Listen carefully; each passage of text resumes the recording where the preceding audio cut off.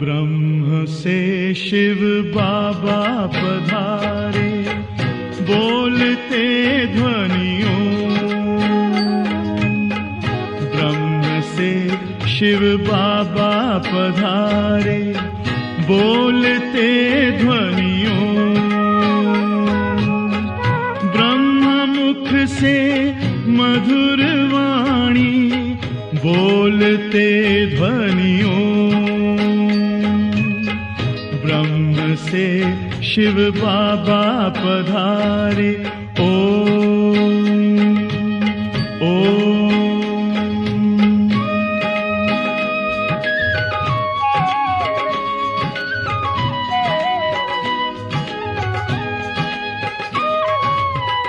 ओम की इस मधुर ध्वनि से किया परिवर्तन,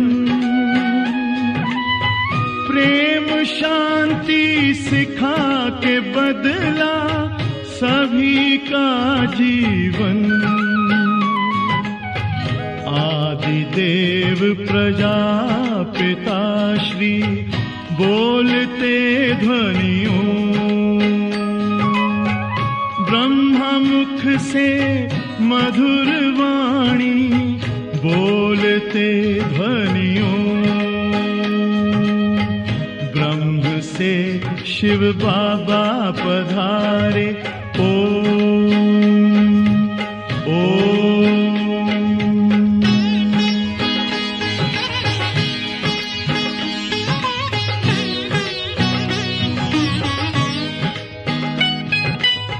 सोहनी सूरत मोहनी मूरत, ज्ञान के मोती। भव्य मुख पर चंद्रमासी, चमकती ज्योति। दिव्य दर्शन दिव्य वाणी, बोलते ध्वनियों। ब्रह्मा मुख से मधुर वाणी, बोलते ध्वनियों। ब्रह्म से शिव बाबा पधारे, ओम ओम।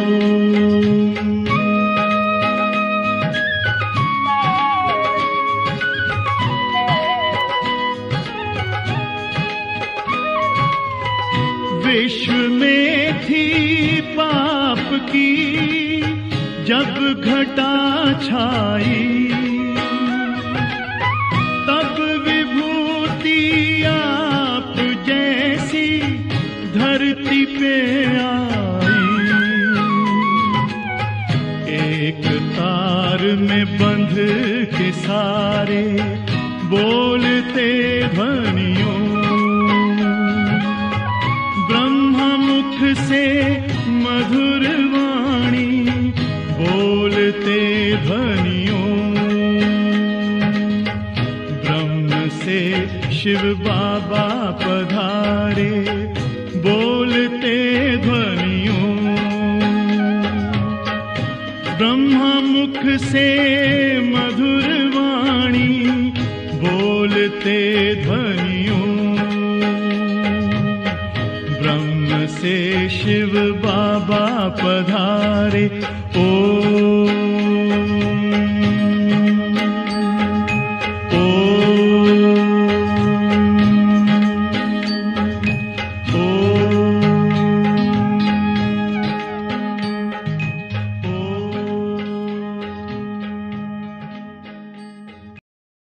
శాంతి. మురళీ డేట్ 22/5/2025. మధురమైన పిల్లలారా, మీరు ఈ కండ్లతో చూస్తున్నదంతా పాత ప్రపంచ సామాగ్రి. ఇదంతా సమాప్తం కానున్నది.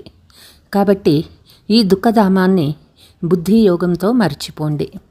ప్రశ్న: మానవులు తండ్రిపై ఏ దోషం వేస్తారు, కానీ ఆ దోషం ఎవ్వరిది కాదు. జరగబోయే మహావినాశనము భగవంతుడు చేయిస్తాడు. దుఃఖము సుఖము రెండూ వారే ఇస్తారు అని మనుషులు భావిస్తారు. ఈ పెద్ద దోషాన్ని తండ్రిపై వేశారు. తండ్రి చెప్తూ ఉన్నారు, పిల్లలారా, నేను సదా సుఖం ఇచ్చే సుఖదాతను. నేను ఎవ్వరికీ దుఃఖం ఇవ్వను. నేను ఒకవేళ వినాశనం చేయించినచో ఆ పాపమంతా నాపైకి వస్తుంది. వాస్తవానికి అదంతా డ్రామా అనుసారంగా జరుగుతుంది. నేను చేయించను. పాట రాత్రి ప్రయాణికుడా అలసిపోకూడదు. ఓం శాంతి. పిల్లలకు నేర్పించేందుకు మంచి మంచి పాటలు చాలా ఉన్నాయి. ఆ పాట అర్థం చేయిస్తే నోరు తెరుచుకుంటుంది. మేమందరము పగల్లోకి వెళ్ళే యాత్రలో ఉన్నామని, రాత్రి చేసే యాత్ర పూర్తి అవుతుందని పిల్లలకి తెలుసు. భక్తి మార్గపు రాత్రి పూట చేసే యాత్ర అంధకారంలో ఎదురు దెబ్బలు తింటూ ఉంటారు. అర్ధకల్పం మీరు రాత్రి యాత్ర చేస్తూ పతనం చెందుతూ వచ్చారు. ఇప్పుడు పగటి యాత్రలో ఉన్నారు. ఈ యాత్ర ఒక్కసారి మాత్రమే చేస్తారు. ఈ స్మృతి యాత్ర ద్వారానే మనము తమో ప్రధానం నుండి సతో ప్రధానంగా అయ్యి మళ్ళీ తమో ప్రధాన సత్యయుగానికి అధికారులుగా అవుతామని మీకు తెలుసు. సతో ప్రధానంగా అయినందున సత్యయుగానికి అధికారులుగా, తమో ప్రధానంగా అయినందున కలియుగానికి అధికారులుగా అవుతారు. దానిని స్వర్గమని, దీనిని నరకమని అంటారు. పిల్లలు మీరిప్పుడు తండ్రిని స్మృతి చేస్తారు. తండ్రి ద్వారా సుఖమే లభిస్తుంది. ఏమీ చెప్పలేని వారు కేవలం ఇంత మాత్రం స్మృతిలో పెట్టుకోండి. ఆత్మ మన ఇల్లు శాంతిధామము, సుఖధామము, మన స్వర్గ సామ్రాజ్యము. ఇది దుఃఖధామము, రావణ రాజ్యము. ఇప్పుడు తండ్రి చెప్తూ ఉన్నారు, ఈ దుఃఖధామాన్ని మర్చిపోండి. భలే ఇక్కడ ఉంటున్న ఈ కళ్ళతో చూసేదంతా రావణ రాజ్యమని బుద్ధిలో ఉండాలి. మీరు చూస్తూ ఉన్న ఈ శరీరాలు కూడా పాత ప్రపంచంలోని సామాగ్రి. ఈ మొత్తం సామాగ్రి అంతా యజ్ఞంలో స్వాహ అవ్వనున్నది. పతిత బ్రాహ్మణులు యజ్ఞాలు రచించినప్పుడు అందులో యవలు, నూగులు మొదలైన సామాగ్రిని స్వాహ చేస్తారు. ఇక్కడ అంతా వినాశనం అవ్వాలి. శ్రేష్టాతి శ్రేష్టమైన తండ్రి తర్వాత బ్రహ్మ విష్ణు శంకర్నకి ఇంత పాత్ర లేదు. వినాశనమైతే అవ్వనే అవ్వాలి. తండ్రి వినాశనం వారి ద్వారా చేయిస్తారు. ఎవరికైతే ఎలాంటి పాపము అంటదో వారి ద్వారా వినాశనం చేయిస్తారు. భగవంతుడు వినాశనం చేయిస్తారని ఎవరైనా అన్నారంటే వారిపై దోషం వస్తుంది. కాబట్టి ఇదంతా డ్రామాలో రచించబడి ఉంది. ఇది బేహద్దు డ్రామా. దీన్ని గురించి ఎవరికీ తెలియదు. రచయిత రచన గురించి ఎవరికీ తెలియదు. తెలియని కారణంగా అనాథులుగా అయిపోయారు. యజమాని ఎవ్వరూ లేరు. ఏదైనా ఇంట్లో తండ్రి లేకుంటే పరస్పరంలో జగడాలాడుకుంటూ మిమ్మల్ని ఎవరూ అడిగేవారు లేరా అని అంటారు. ఇప్పుడు కోట్లాది మనుషులు పరస్పరం కోట్లాడుకుంటూ ఉన్నారు. వీరికి ఎవ్వరూ పెద్ద దిక్కు లేరు. దేశం దేశం మధ్యలో కూడా కొట్లాటలు ఉన్నాయి. ఒకే ఇంటిలో కూడా పిల్లలు తండ్రితో పతి పత్ని కొట్లాడుకుంటూ ఉంటారు. ఈ దుఃఖధామంలో ఉండేదే అశాంతి. భగవంతుడు దుఃఖాన్ని రచిస్తారని కాదు, సుఖ దుఃఖాలు భగవంతుడే ఇస్తారని మనుషులు భావిస్తారు. కానీ తండ్రి ఎప్పుడూ దుఃఖం ఇవ్వరు. వారిని సుఖదాత అని అంటారు. వారు దుఃఖాన్ని ఎలా ఇస్తారు? తండ్రి చెప్తూ ఉన్నారు, నేను మిమ్మల్ని చాలా సుఖవంతులుగా చేస్తాను. ఒకటేమో స్వయాన్ని ఆత్మగా భావించండి. ఆత్మ అవినాశి, శరీరము వినాశి. ఆత్మల నివాస స్థానము పరంధామము. దానినే శాంతిధామమని కూడా అంటారు. ఈ పదాలు సరి అయినవే. స్వర్గాన్ని పరంధామమని అనరు. పరమ అంటే అతీతమైనటువంటిది. స్వర్గం అయితే ఇక్కడే ఉంటుంది. మూలవతనము అతీతంగా ఉన్న లోకము. అక్కడ ఆత్మలైన మనము ఉంటాము. ఇక్కడ మీరు సుఖదుఖాలను పాత్రను అభినయిస్తూ ఉన్నారు. ఎవరైనా చనిపోతే స్వర్గస్థులయ్యారని అంటారు. కానీ అది పూర్తిగా తప్పు. స్వర్గము ఇక్కడ లేనే లేదు. ఇప్పుడిది కలియుగము, నరకము. ఈ సమయంలో మీ అందరూ సంగమయుగ వాసులు, మిగిలిన వారంతా కలియుగ వాసులు. ఒకే ఇంటిలో తండ్రి కలియుగ వాసిగా ఉంటే పిల్లలు సంగమయుగ వాసులుగా ఉంటారు. స్త్రీ సంగమయుగ నివాసి అయితే పురుషుడు కలియుగ నివాసి. ఎంత తేడా ఉంటుంది! స్త్రీ జ్ఞానము తీసుకొని పురుషుడు తీసుకోనిచో ఒకరికొకరు సహయోగీలుగా ఉండరు. ఇంటిలో గొడవలు జరుగుతాయి. స్త్రీ పువ్వులాగా అవుతుంది, పురుషుడు ముల్లులాగానే ఉంటాడు. ఒకే ఇంటిలో ఓ కుమారునికి సంగమయుగంలో పురుషోత్తమ పవిత్ర దేవతగా అవుతున్నానని తెలుసు. కానీ తండ్రి తన కుమారునికి వివాహం చేసుకొని నరకవాసిగా అవ్వమని చెప్తుంటారు. ఆత్మీక తండ్రి చెప్తూ ఉన్నారు, పిల్లలారా పవిత్రంగా అవ్వండి. ఇప్పటి పవిత్రత 21 జన్మలు కొనసాగుతుంది. ఈ రావణ రాజ్యం ఇక వినాశనం అవుతుంది. ఎవరైనా శత్రువుగా ఉంటే ఆ శత్రువు బొమ్మను తగలబెట్టినట్లు రావణ బ్రహ్మకు చేసి కాలుస్తున్నారు కదా. కాబట్టి శత్రువుపై ఎంత కోపమో అసహ్యమో ఉండాలి. కానీ రావణుడు ఎవరో ఎవరికీ తెలియదు. చాలా ఎక్కువగా ఖర్చు చేస్తారు. మనుషుల్ని కాల్చేందుకు ఇంతగా ఖర్చు చెయ్యరు. స్వర్గంలో ఇటువంటి విషయాలేమీ ఉండవు. అక్కడ కరెంటులో పెట్టగానే సమాప్తమైపోతుంది.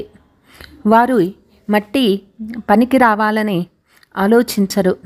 అక్కడ ఆచార సాంప్రదాయాలలో ఎటువంటి కష్టము లేక శ్రమ అలసట ఉండదు. అంతా సుఖం ఉంటుంది.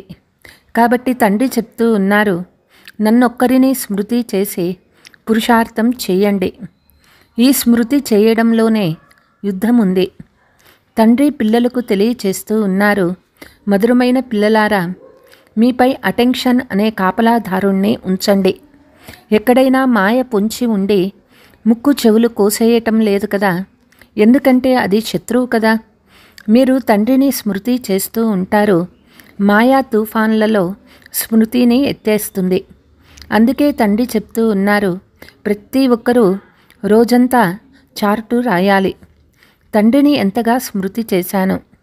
మనస్సు ఎక్కడికి పరుగు తీస్తుంది. ఎంత సమయం తండ్రిని స్మృతి చేశాను.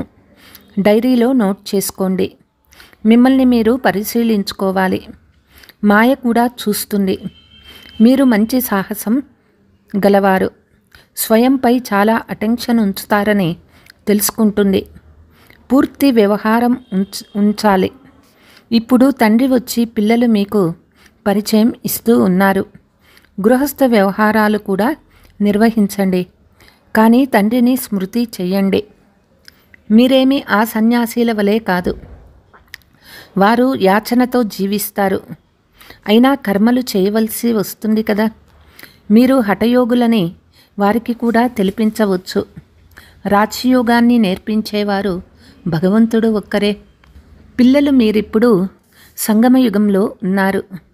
ఈ సంగమయుగాన్నే స్మృతి చేయవలసి ఉంటుంది. ఇప్పుడు మనం సంగమయుగంలోనే సర్వోత్తమ దేవతలుగా అవుతాము. మనం ఉత్తమ పురుషులుగా అంటే పూజ్య దేవతలుగా ఉండేవారము. ఇప్పుడు కనిష్ఠులుగా అయిపోయాము. ఎందుకు పనికి రాకుండా అయిపోయాము. ఇప్పుడు మళ్ళీ ఎలా తయారవుతున్నాము? మనుషులు బ్యారిస్టర్ మొదలైనవి చదువుకునేటప్పుడు పదవి దొరకదు. పరీక్ష పాస్ అయ్యి తర్వాత పదవిని బట్టి వారికి కిరీటం లభిస్తుంది. వెళ్ళి ప్రభుత్వ సేవలో చేరుతారు. ఇప్పుడు అత్యంత ఉన్నతమైన భగవంతుడే మనల్ని చదివిస్తూ ఉన్నారని, తప్పకుండా ఉన్నత పదవిని కూడా ఇస్తారని మీకు తెలుసు. ఇది మీ లక్ష్యము. నేను ఎవరో, ఎలా ఉన్నానో మీకు అర్థం చేయించాను. బాబా ఆత్మల తండ్రి బిందువు. పూర్తి జ్ఞానమంతా తండ్రిలో ఉన్నది. మీకు కూడా ఇంతకుముందు ఆత్మ బిందువు అనే జ్ఞానం లేదు. ఆత్మలో 84 జన్మల అవినాశి పాత్ర నిండి ఉంది. యేసుక్రీస్తు పాత్రను అభినయించి వెళ్ళాడు. మళ్ళీ తప్పకుండా వచ్చేది సత్యమే కదా. ఇప్పుడు క్రైస్తవులందరూ వెళ్ళిపోతారు. యేసుక్రీస్తు ఆత్మ కూడా ఇప్పుడు తమో ప్రధానంగా ఉంటుంది. ఎంత శ్రేష్టమైన ధర్మస్థాపకులు కూడా ఈ సమయంలో తమో ప్రధానంగా ఉన్నారు. ఈ బ్రహ్మ కూడా చెప్తూ ఉన్నారు, నేను అనేక జన్మల చివరిలో తమో ప్రధానంగా అయ్యాను, ఇప్పుడు మళ్ళీ సతో ప్రధానంగా అవుతాను. తతత్వం. దేవతలు అయ్యేందుకు ఇప్పుడు మనము బ్రాహ్మణులుగా అయ్యామని మీకు తెలుసు. విరాట రూప చిత్రం యొక్క అర్థం గురించి ఎవ్వరికీ తెలియదు. ఆత్మ మధురమైన ఇంటిలో ఉన్నప్పుడు పవిత్రంగా ఉంటుంది. ఇక్కడికి వచ్చిన తర్వాత పతితంగా అయింది. అందుకే ఓ పతిత పావన, మీరొచ్చి మమ్మల్ని పావనంగా చేస్తే మేం మా ఇంటికి ముక్తిధామానికి వెళ్తామని మీరు చెప్తూ ఉన్నారు. ఇది కూడా ధారణ చేయాల్సిన పాయింట్. ముక్తిధామము, జీవన్ముక్తిధామము గురించి మనుషులకు తెలియదు. ముక్తిధామాన్ని శాంతిధామమని అంటారు, జీవన్ముక్తిధామాన్ని సుఖధామమని అంటారు. ఇక్కడ దుఃఖ బంధనం ఉంది. జీవన్ముక్తిని సుఖ సంబంధమని అంటారు. ఇప్పుడు ఈ దుఃఖ బంధనాలు దూరమవుతాయి. ఉన్నత పదవి పొందేందుకు మనం పురుషార్థం చేస్తూ ఉన్నాము. పిల్లలలో ఈ నశ ఉండాలి. మనం ఇప్పుడు శ్రీమతాన్ని అనుసరించి రాజ్యభాగ్య స్థాపన చేస్తూ ఉన్నాము. జగదాంబ నెంబర్ 1లోకి వెళ్తుంది. మనం కూడా వారిని ఫాలో చేస్తాము. ఏ పిల్లలైతే ఇప్పుడు మాత్పిత హృదయాన్ని అధిరోహిస్తారో వారే భవిష్యత్తులో సింహాసనాధికారులుగా అవుతారు. రాత్రి పగలు సర్వీస్లో బిజీగా ఉండేవారు తల్లిదండ్రుల హృదయ సింహాసనాధికారులు అవుతారు. తండ్రిని స్మృతి చేయండి అని అందరికీ సందేశం ఇవ్వండి. ఎవరి వద్ద ధనము తీసుకోరాదు. రాఖీ కట్టినప్పుడు ఏమైనా ఇవ్వవలసి వస్తుందని వారు భావిస్తారు.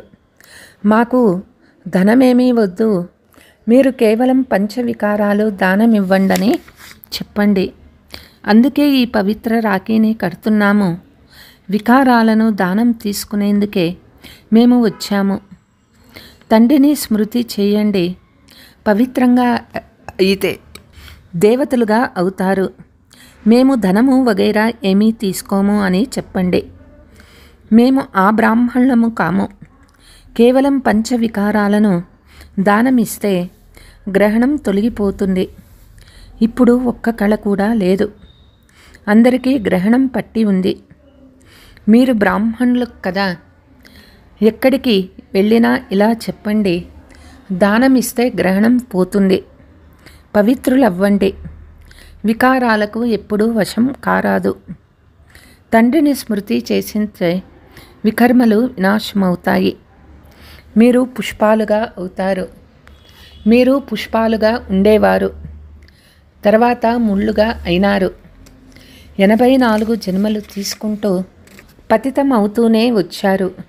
ఇప్పుడు వాపస్ ఇంటికి వెళ్ళాలి. బాబా ఇప్పుడు ఇతని ద్వారా ఆదేశమిస్తూ ఉన్నారు. వారు సర్వశ్రేష్టమైన భగవంతుడు. వారికి తమ శరీరం లేదు. బ్రహ్మ విష్ణు శంకర్లకు శరీరముందా అని అడుగుతారు. అవును, సూక్ష్మ శరీరం ఉందని మీరు చెప్తారు. కానీ అది మనుష్య సృష్టి కాదు. ఆట అంతా ఇక్కడే నడుస్తుంది. సూక్ష్మవతనంలో నాటకం ఎలా నడుస్తుంది? మూలవతనంలో కూడా సూర్యచంద్రులు ఉండరు. నాటకం ఎలా నడుస్తుంది? స్థూలవతనంలోనే నాటకం అంతా నడుస్తుంది. ఇది చాలా పెద్ద నాటక రంగము. ఇక్కడే పునర్జన్మలు తీసుకుంటారు. సూక్ష్మవతనంలో ఉండవు. ఇప్పుడు ఈ బేహద్దు నాటకమంతా మీ బుద్ధిలో ఉంది. దేవీ దేవతలుగా ఉన్న మనమే వామ మార్గంలోకి ఎలా వచ్చామో మీరు ఇప్పుడు తెలుసుకున్నారు. వికారీ మార్గాన్ని వామ మార్గమని అంటారు. అర్ధకల్పము మనం పవిత్రంగా ఉంటాము. ఇది గెలుపు ఓటమి ఆట. భారతదేశం అవినాశి ఖండము. ఇదెప్పుడూ వినాశనం అవ్వదు. ఆది సనాతన దేవీ దేవతా ధర్మం ఉండేది. అప్పుడు మరే ధర్మము ఉండేది కాదు. మీ మాటలను కల్పకృతం అంగీకరించిన వారే ఇప్పుడు కూడా అంగీకరిస్తారు. 5000 కంటే పాత వస్తువేదీ లేదు. మీరు సత్యయుగంలో వెళ్ళి మొదట మీ మహల్ని తయారు చేసుకుంటారు. అంతేకాని స్వర్ణిమ ద్వారక సముద్రంలో నుండి వెలుపలికి వస్తుందని కాదు. దేవీ దేవతలుగా ఉన్న మనమే వామ మార్గంలోకి ఎలా వచ్చామో ఇప్పుడు మీరు తెలుసుకున్నారు. వికారీ మార్గాన్నే వామ మార్గమని అంటారు. అర్ధకల్పము మనం పవిత్రంగా ఉంటాము. ఇది గెలుపు ఓటమిల ఆట. భారతదేశం అవినాశి ఖండము. ఇదెప్పుడూ వినాశనం అవ్వదు. ఆది సనాతన దేవీ దేవత ధర్మం ఉండేది. అప్పుడు మరే ధర్మము ఉండేది కాదు. ఈ మాటలను కల్పకృతము అంగీకరించిన వారే ఇప్పుడు కూడా అంగీకరిస్తారు. 5000 సంవత్సరాల కంటే పాత వస్తువేది ఉండదు. మీరు సత్యయుగంలోకి వెళ్ళి మీ మెహళ్లను తయారు చేస్తారు. అంతేగాని స్వర్ణిమ ద్వారకా సముద్రం నుండి వెలుపలికి వస్తుందని కాదు. సాగరం నుండి దేవతలు రతనాల పళ్ళ్యాలను నింపి ఇచ్చారని చెప్తారు. వాస్తవానికి జ్ఞానసాగర్లైన తండ్రి పిల్లలకు జ్ఞాన రతనాలతో పళ్ళ్యాలను నింపి ఇస్తూ ఉన్నారు. శాస్త్రాలలో శంకరుడు పార్వతీకి కథ వినిపించారని చూపిస్తారు. జ్ఞానరతనాలతో జోలెను నింపామని అంటారు. శంకరుడు భంగు ఉమ్మెత్త పువ్వుల మత్తు రసాన్ని తాగేవారని కూడా చెప్తారు. మళ్ళీ వారి వద్దకు వెళ్ళి జోలెను నింపమని అంటారు. మాకు ధనం ఇవ్వండి అని ప్రార్థిస్తారు. కాబట్టి చూడండి, శంకరుణ్ణి కూడా నిందించారు. అందరికంటే ఎక్కువగా నన్ను నిందించినారు. ఇది కూడా డ్రామాలో రచించబడి ఉంది. మళ్ళీ జరుగుతుంది. ఈ నాటకం గురించి ఎవరికీ తెలియదు. నేనొచ్చి ఆది నుండి అంత్యం వరకు రహస్యమంతా అర్థం చేయిస్తున్నాను. శ్రేష్టాతి శ్రేష్టమైన వారు తండ్రి అని తెలుసు. బ్రహ్మ నుండి విష్ణువుగా, మరలా విష్ణువు నుండి బ్రహ్మగా ఎలా అవుతారో ఎవ్వరూ అర్థం చేసుకోలేరు. మేము విష్ణు వంశంలోకి వెళ్ళాలని పిల్లలు మీరిప్పుడు పురుషార్థం చేస్తూ ఉన్నారు. విష్ణుపురికి అధికారులుగా అయ్యేందుకు మీరు బ్రాహ్మణులుగా అయ్యారు. మనం బ్రాహ్మణులము. మన కొరకు సూర్యవంశీ చంద్రవంశీ రాజధానిని శ్రీమతం ఆధారంగా స్థాపన చేస్తూ ఉన్నామని మీ మనస్సులో ఉంది. ఇందులో యుద్ధము ప్రసక్తే లేదు. దేవతలకు అసురులకు యుద్ధము ఎప్పుడూ జరగదు. దేవతలు సత్యయుగంలో ఉంటారు. అక్కడ యుద్ధం ఎలా జరుగుతుంది? బ్రాహ్మణులైన మీరు ఇప్పుడు యోగబలం ద్వారా విశ్వరాధ్యాధికారులుగా అవుతారు. బాహుబలం వారు వినాశమం అవుతారు. మీరు సైలెన్స్ బలం ద్వారా సైన్స్పై విజయం పొందుతారు. మీరిప్పుడు ఆత్మాభిమానులుగా అవ్వాలి. మనం ఆత్మలము. మనం మన ఇంటికి వెళ్ళాలి. ఆత్మలు తీక్షణమైనవి. ఇప్పుడు 1 గంటలో ఎక్కడి నుండి ఎక్కడికి వెళ్ళే విమానాలు తయారయ్యాయి. ఆత్మ విమానం కంటే వేగంగా ఎక్కడి నుండి ఎక్కడికైనా వెళ్ళి జన్మ తీసుకుంటుంది. చిటికలో ఎక్కడి ఆత్మ ఎక్కడికో వెళ్ళి జన్మ తీసుకుంటుంది. ఆత్మల అన్నిటికంటే తీక్షణమైన రాకెట్. ఇందులో యంత్రము మొదలైన వాటివి ప్రశ్నే లేదు. శరీరం వదలగానే ఎగిరిపోతుంది. మేము ఇంటికి వెళ్ళాలని పిల్లలు మీ బుద్ధిలో ఉన్నది. పతిత ఆత్మలు ఇంటికి వెళ్ళలేరు. మీరు పాస్ అయ్యే వెళ్తారు. మిగిలిన వారు శిక్షలు అనుభవించి వెళ్తారు. శిక్షలైతే చాలా లభిస్తాయి. సత్యయుగంలో గర్భమెహల్లో హాయిగా ఉంటారు. పిల్లలకు సాక్షాత్కారం కూడా అయింది కదా. కృష్ణుని జన్మ గురించి సాక్షాత్కారంలో చూశారు కదా. ఎటువంటి మలిన ప్రసక్తే లేదు. ఒక్కసారిగా వెలుగుతో నిండిపోతుంది. మీరిప్పుడు వైకుంఠాధిపతులుగా అవుతున్నారు. మరి అలాంటి పురుషార్థం చేయాలి. ఆహార పానీయాలు చాలా శుద్ధంగా సాత్వికంగా ఉండాలి. పప్పన్నం అన్నిటికంటే మంచిది. ఋషికేశులో సన్యాసీలు 1 కిటికీ నుండి తీసుకొని వెళ్తూ ఉంటారు. ఒక్కొక్కరు ఒక్కొక్క విధంగా ఉంటారు. అచ్చా, मीठे मीठे सिकीलते बच्चों प्रति मात पिता बाप दादा का याद प्यार और गुड मॉर्निंग. रूहानी बाप की रूहानी बच्चों को नमस्ते. हम रूहानी बच्चों की रूहानी मात पिता బాప్ దాదాకో యాద్ ప్యార్ గుడ్ మార్నింగ్ డబల్ నమస్తే. ధారణ: స్వయంపై సంపూర్ణ కాపలా ఉంచాలి. మాయ నుండి సురక్షితంగా ఉండాలి. స్మృతిని తెలిపే సత్యమైన చార్టు వ్రాయాలి. తల్లిదండ్రులని అనుసరించి హృదయ సింహాసనాధికారులుగా అవ్వాలి.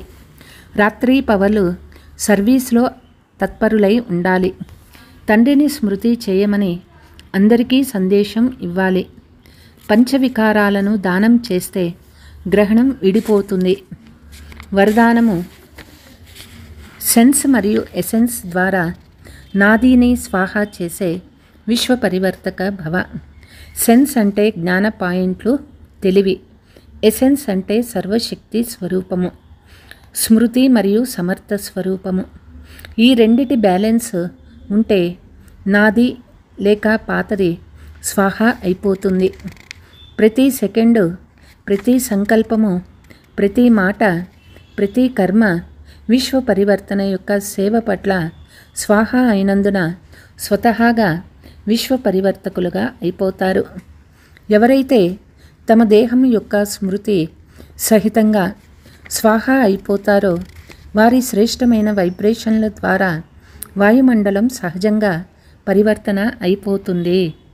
స్లోగన్: ప్రాప్తులను స్మృతి చేస్తే దుఃఖము మరియు బాధల యొక్క విషయాలను మర్చిపోతారు.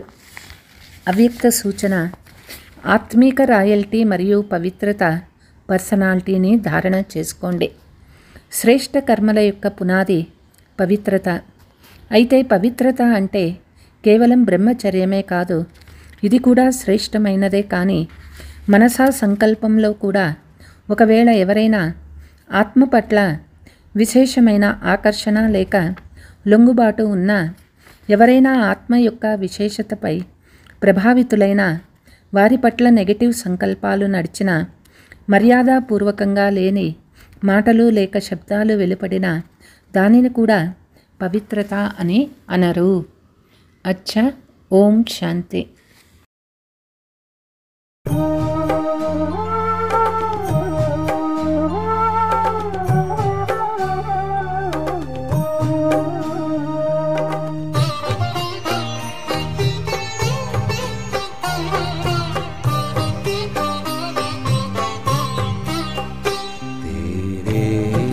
वतन की याद ने दुनिया को भुला दिया, हमें प्यार में समा लिया है, पास में बुला लिया है, पास में बुला लिया।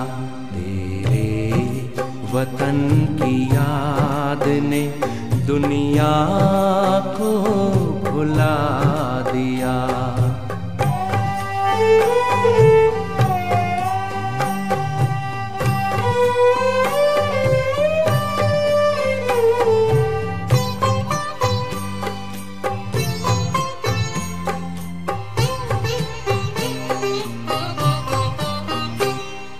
चलते हैं जब जमीन पर, लगता गगन में चल रहे, उमंग में है उड़ रहे, तेरे रंग में है ढल रहे, तेरे रंग में है ढल रहे। दिल की बातें सुनते बाबा बाहों में उठा लिया। तेरे वतन की याद ने दुनिया को भुला दिया।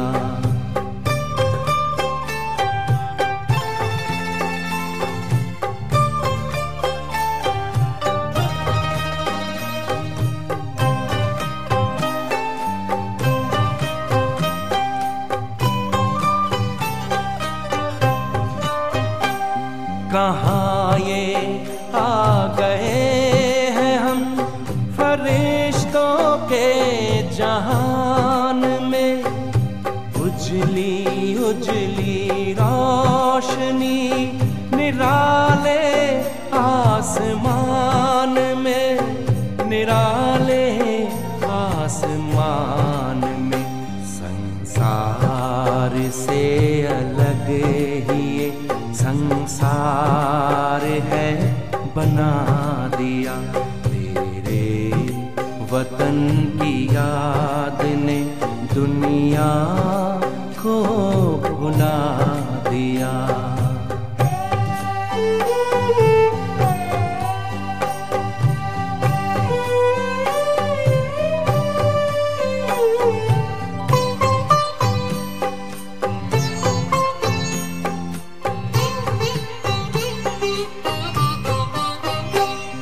हमें तो ले लिया है अपने दिल में दिलाराम ने।